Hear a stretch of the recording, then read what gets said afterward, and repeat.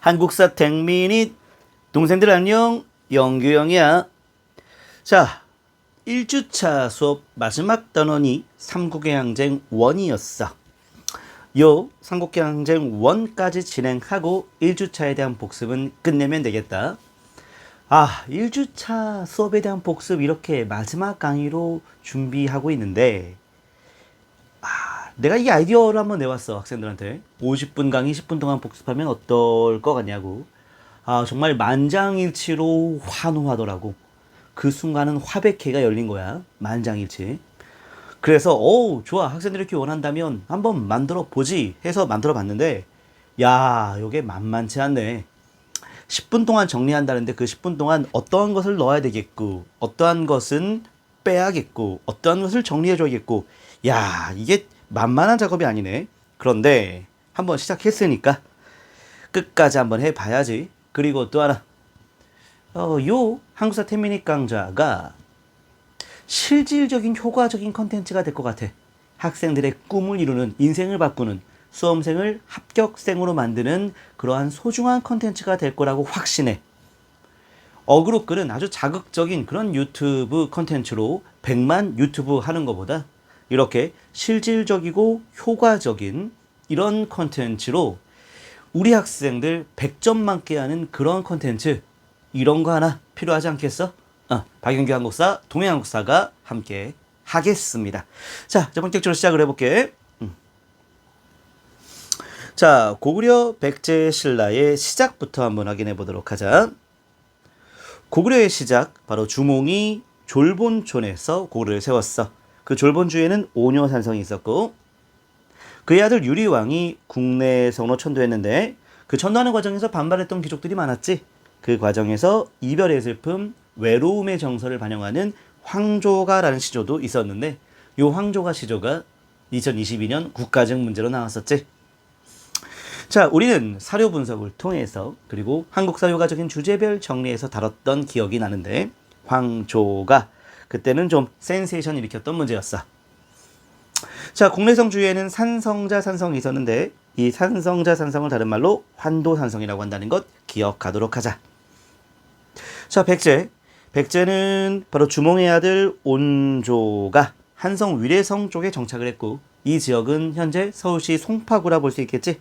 몽촌토성, 풍납토성, 이 지역에다가 백제를 세웠다라고 볼 수가 있겠어. 자, 그런데 백제가 부여 고구려 계통이라고 볼 수 있는 근거들이 좀 많아. 그 근거들 정확하게 확인해 봐야겠지. 바로 온조설화, 삼국사기에 나오는 온조설화가 주몽의 아들 온조로 소개하고 있으니까 무덤의 양식이 같아. 고구려의 바로 장군총이라고 하는 무덤이 있는데, 백제의 석촌동 고분과 유사했지. 바로 돌을 쭉 쌓아 올리는 양식, 그치? 자, 이런 돌무지 무덤의 양식이 부여 고구려 계통, 특히 백제가 고구려와 유사하다는 것을 확인할 수 있는 근거가 되겠고, 백제의 왕족은 부여시를 사용하고 있었고, 백제 성왕 때는 국호를 남부여로 바꾼 적이 있었대. 계로왕이 부귀해한테 도움을 요청하는 그 파병 요청 글에는 바로 백제가 부여를 계승하고 있다는 것을 밝히기도 했다는 거야. 자, 시험 문제에서는 1부터 4가 좀 많이 나오니까 꼭 기억해둘 필요가 있겠다. 자, 그리고 이제 신라 살펴볼게. 신라는 박혁거세라고 하는 인물이 바로, 자, 우리가 잘 알고 있는 천년의 수도, 바로 경주지. 경주 금성에서 박혁거세가 자, 바로 신라를 세웠다라고 볼 수 있겠지. 나정이라는 우물가에 말이 있었는데 하늘로 올라갔고, 그 하늘에서 내려왔던 알, 그 알에서 박혁거세가 태어났다라는 그러한 설화를 바탕으로 신라 사로곡이 시작된다라고 볼 수가 있겠어. 자, 그럼 본격적으로 고구려 백제 신라 발전 과정을 확인해 볼 텐데, 자, 이 원리 율령이 반포가 되면 전성기를 구가하게 되고, 전성기 구가 이후에는 위기를 겪게 된다는 것은 다른 책에 나와 있지 않는 박영규가 만든 삼국의 항쟁의 패턴이야. 법 체제가 정비되었을 때 전성기를 구가하게 되고, 전성기라는 건 제일 잘 나갔던 시대잖아. 더 잘 나갈 수 없겠지. 그 다음에는 위기에 봉착된다는 건 고구려 백제 신라가 하나의 나라도 빠짐없이 이 원리가 적용된다는 것 확인할 필요가 있겠고, 자, 본격적으로 고구려의 태조왕. 자, 손오부 쪽에서 왕을 배출했지만 이제는 계루부 쪽에서 왕을 배출한다는 얘기지. 근데 기존에 왕을 배출했던 손오부의 전통 인정, 종묘사직 그대로 제사 지내는 것을 인정했다라는 거고. 자, 옥저를 정복했고 왕권을 강화시켰던 태조왕. 대부분 첫 번째 왕이 태조왕 되겠지. 고려 태조왕건, 조선 태조 이성계. 그런데 고구려는 첫 번째 왕이 바로 태조왕이 아니야. 첫 번째 왕은 동명성왕 주몽이지. 근데 태조왕이라는 표현을 쓰는 이유는 그만큼 왕권을 높이는 데 큰 기여했기 때문이라고 볼 수가 있겠지. 자, 그리고 2세기 때 고국천왕. 고국천왕도 왕권을 엄청나게 높였어. 왕을 하늘처럼 여겨라. 부족적인 오부가 행정적인 오부로 개편되었고 왕의 부자 상속이 단행되면서 그만큼 왕권을 높였다 볼 수 있어. 진대법, 백성들에게 곡식을 꿔줘서 백성들이 빈민이 되는 것을 방지하기 위함이라 볼 수 있겠지. 국상 을파소의 건의가 수용된 거야. 그런데 고국천왕 때 바로 부자 상속제가 실행에 옮겨진 건 아니었고 그의 동생 산상왕이 바로 고국천왕의 부인 우시와 결혼했던 사례가 나오기 때문에 형사치수제의 사례를 확인할 수 있겠어. 자, 고국천왕은 아들이 없었다라는 거야.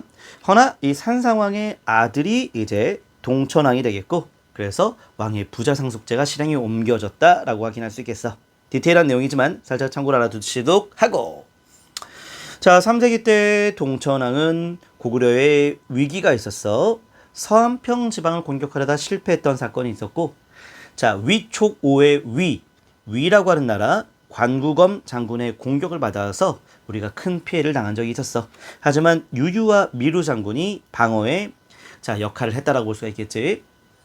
자, 그리고 그 이후에 중천왕은 당시 투기죄로 죽임을 당했던 관나부인 일화가 중요한 건 아니고 살짝 참고해서 알아둘 필요가 있겠고. 자, 본격적으로 4세기 미천왕. 자, 고국 원왕 굉장히 중요한 왕인데 특히 미천왕은 중국이 분열된 상태, 556국으로 분열된 상태에서 낙랑군을 몰아냈고 대방군도 몰아냈고. 근데 낙랑군을 몰아냈던 건 여기에 대동강 지역에 있었던 것이었기 때문에 대동강을 확보한다는 데 큰 의미가 있지만 대방군을 추출한 것은 대방군이 당시에는 백제와 친선관계를 맺고 있었기 때문에 그 이후의 상황, 백제와의 충돌을 우리가 확인할 수 있겠다. 자, 4세기 때 먼저 고구려는 전연, 선비족의 전연. 그래서 우리 선비는 우리 역사에서 다 씹선비였다 볼 수 있겠지. 선비족하고는 사이가 매우 나빴고 전연, 연으로 끝나는 나라들은 우리가 사이가 다 나빴다 볼 수 있었어. 우리나라에 있어서 연은 좀 나쁜 연이었다라고 암기하는 방식. 모형왕이 이끌고 있었던 전연, 그들의 침략으로 인해서 고국 원왕 때에 그의 아버지의 시신이 도굴되기도 했었고 부인 그리고 어머니도 인질로 끌려갔었던 그런 비극을 겪었던 것이었지.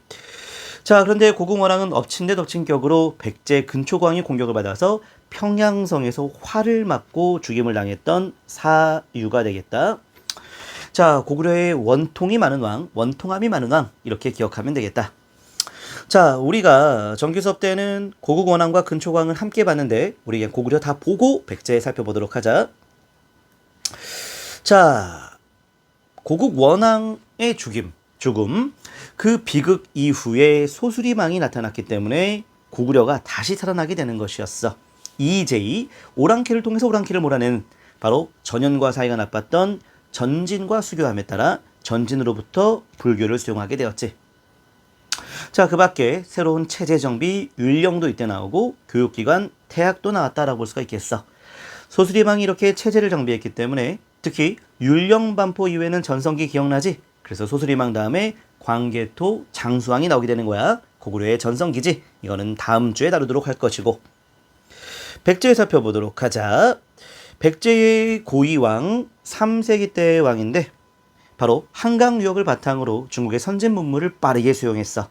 그래서 체제 정비 율령 반포를 3세기 때 일찍 했었고 관등과 복색 그리고 6개의 실무 행정기구인 육자평제도 다 고이왕 때 만들어진 걸로 봐. 남당이라는 합의기구도 이때 나왔던 걸로 보고 중국 서진과의 교류의 흔적이 많았다라고 볼 수가 있겠어.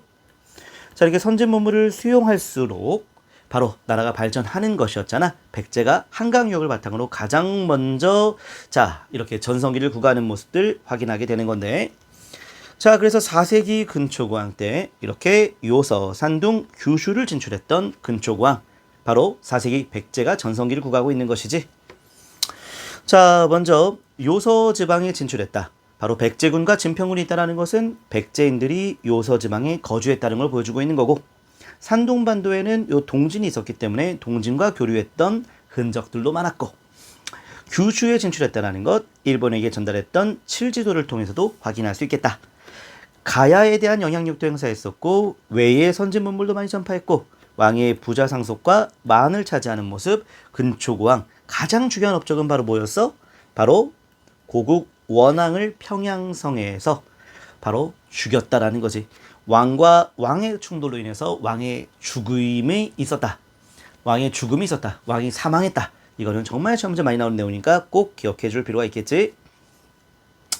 자, 그리고 침류왕 고구려에 이어서 삼국 중에 두 번째로 불교를 수용하게 되었어.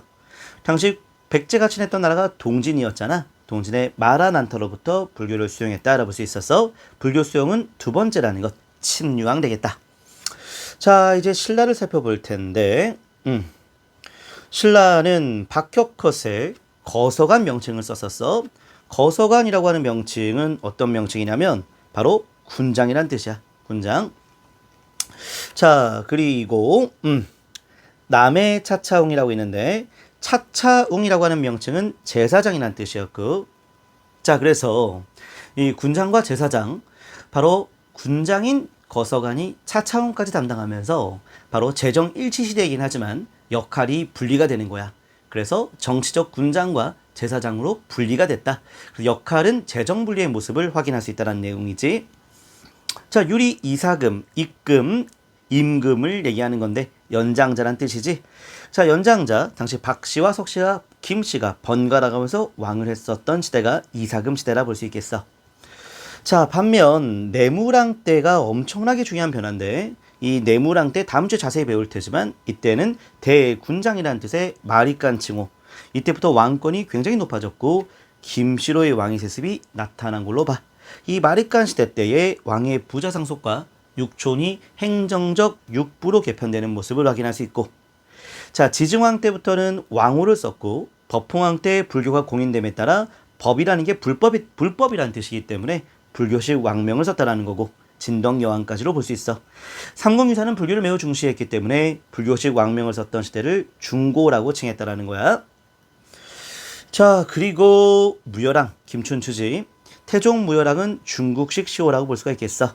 바로 김춘추가 나당 동맹을 형성하는데 큰 기여했던 사람이 되기 때문에 이런 의미가 있겠다. 자, 이렇게 해서 삼국의 항쟁 첫 번째 시간을 다뤄봤는데, 뭐니 해도 삼국의 항쟁에서 제일 중요한 건 바로 국가와 국가와의 충돌, 관계성에 있는 내용들, 바로 근초고왕 때와 고국 원왕 때의 상황을 제일 많이 물어보고, 그리고 고국 원왕 전과 고국 원왕 후, 근초고왕 전과 근초고왕 후, 요 시대가 굉장히 중요하니까 다시 한번 꼭 복습하길 바란다.